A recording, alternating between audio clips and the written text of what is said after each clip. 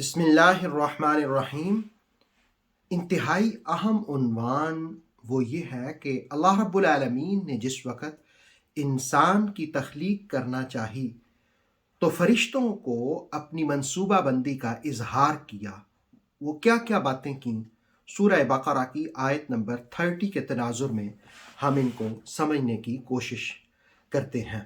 ارشاد باری ہوا وَإِذْ قَالَ رَبُّكَ، اور یاد کرو جب کہا تمہارے رب نے، وَإِذْ اور جب، قَالَ کہا، رَبُّكَ تمہارے رب نے، لِلْمَلَائِكَ فرشتوں کو، انی جاعل بے شک میں بنانے والا ہوں، جائل کا مطلب ہوتا ہے بنانے والا، فی الارض زمین میں، خلیفہ نائب۔ وَإِذْ قَالَ رَبُّكَ لِلْمَلَائِكَةِ إِنِّي جَاعِلٌ فِي الْأَرْضِ خَلِيفَةً، اور یاد کرو جب کہا تمہارے رب نے فرشتوں سے کہ میں اب زمین میں نائب بنانے والا ہوں۔ قالوا وہ کہنے لگے، اَتَجْعَلُ کیا تو بنائے گا، فیہا اس میں، مَن یفسد جو فساد کرے گا، وَیَسْفِکُ الدِّمَاءَ اور خون بہائے گا، وَنَحْنُ نُسَبِّحُ بِحَمْدِكَ وَنُقَدِّسُ لَكَ اور ہم تیری حمد کے ساتھ تسبیح اور تیری تقدیس یعنی پاکی بیان کر رہے ہیں، کرتے ہی ہیں۔ قال اللہ رب العالمین نے فرمایا انی اعلم ما لا تعلمون، بے شک جو میں جانتا ہوں تم نہیں جانتے۔ اس آیہ مقدسہ میں اللہ رب العالمین نے زمین پر ایک اپنے نائب یعنی خلیفہ بنانے کا اظہار فرمایا۔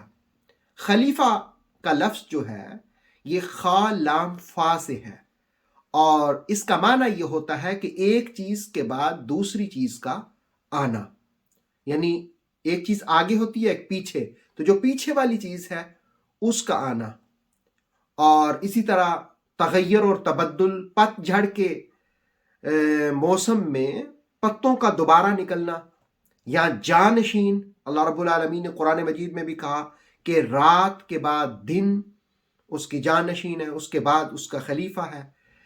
تو اسی طرح اللہ رب العالمین نے حضرت آدم علیہ السلام کو زمین پر جس وقت اپنا نائب، اپنا خلیفہ بنانا چاہا تو اس کا اظہار فرشتوں کے سامنے کیا۔ اب فرشتوں کے سامنے اظہار کرنے کی مختلف وجوہات جو تفسیر تبصرہ نے بیضاوی، رازی، ابن کثیر اور آلوسی، حقی اور مظہری ابن عاشور کے حوالے سے قلم بند کی، ان میں پہلی بات یہ ہے کہ اللہ رب العالمین نے حضرت آدم کا، خلیفہ کا ذکر فرشتوں کے سامنے اس لیے کیا تاکہ ان کے دلوں میں آدم کا احترام پیدا ہو جائے، اور دوسری یہ کہ خلافت اور نیابت سے جو خطرات پیدا ہو سکتے ہیں ان کا بھی اظہار کر دیا جائے، اور تیسرا یہ کہ خلافت کی کامیابی کے لیے مشاورت کی اہمیت اجاگر ہو جائے، اور پھر چوتھی بات یہ بھی کہ فرشتوں کو خلافت کی اطاعت کے لیے بھی تیار کرنا مقصود تھا۔ تو اب اللہ رب العالمین نے فرشتوں سے کہا کہ میں زمین میں نائب بنانے والا ہوں۔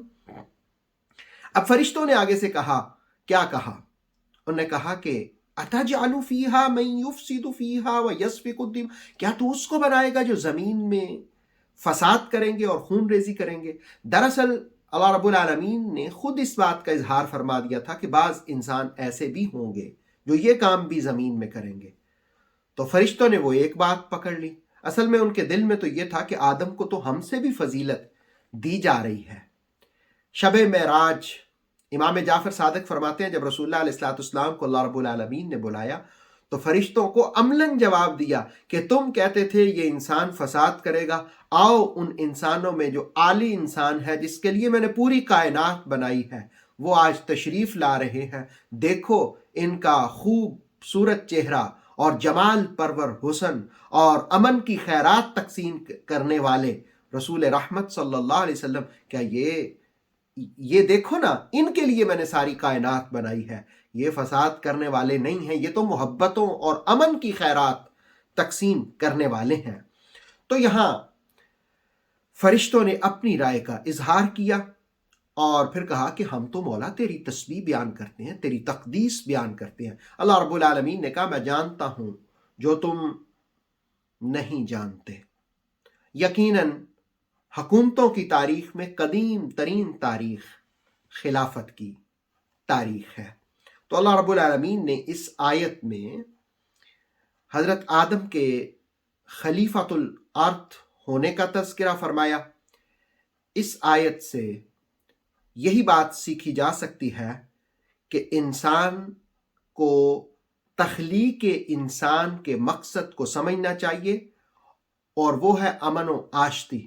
اور جو تخلیق انسان کا مقصد نہیں سمجھتے وہ اس زمین پر فساد اور خون ریزی کرتے ہیں۔ اللہ رب العالمین ایسے لوگوں کے شر سے محفوظ فرمائے۔ اتھینٹک اسلامک نالج کے لیے دیکھتے رہیے نور وحی YouTube channel. Please like, subscribe and share.